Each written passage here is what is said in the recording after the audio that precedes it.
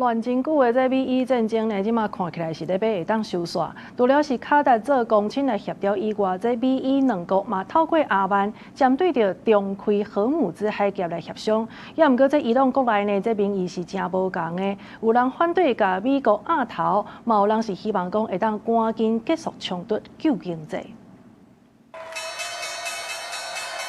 紐約證交所卡收盤前啊，對市場樂觀的預期，中東有可能達成和平協議，加上真空地區甲工業相關的企業財報攏真好，帶動美國強力反彈，道瓊工業指數起超過900點，加標普500嘛攏改寫收盤升懸。國際油價加美國公債殖利率嘛攏切落去，各國攏為着要重新啟動荷姆茲海峽佇咧拍拼。國賓團講，伊朗甲阿曼可能針對過境的船隻收服務費，而且是以對半本的模式來共同享用利益。美國國務卿魯比歐嘛證實，美方正咧積極參與相關的航運安全談判。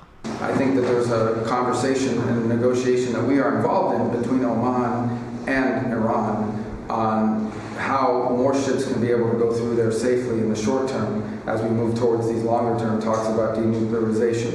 And suffice it to say, there's been progress made in those talks, but not finality yet. We're hoping that will happen very shortly. 除了阿曼的航道協議，卡達嘛咧拍拼轉勢，想要甲美國甲伊朗重新扭轉去談判桌。雖望和平的聲音愈來愈懸，不過卡達外交部就坦白講，各界攏佇咧面談促進意見交流，目前談判重點是佇咧避免衝突佮升級。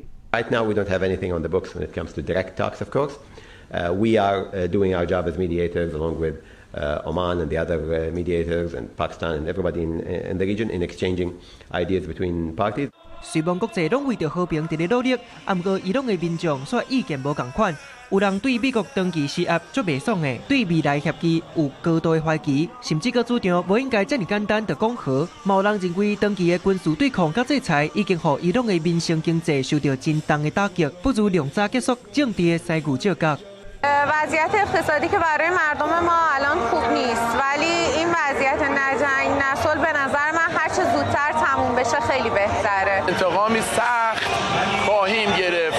انشالله شاهد فرار آمریکا از منطقه و نابودی کامل اسرائیل خواهیم بود. 雖望和平的協議出現一點仔誤望，不過美伊雙方長期累積的仇恨是真惡佇短期內底就化解的。這場牽動全球經濟甲能源命脈的地緣政治危機，距離真正和平，恐驚還有一段坎坷的路要行。公視新聞鄭偉仁編譯。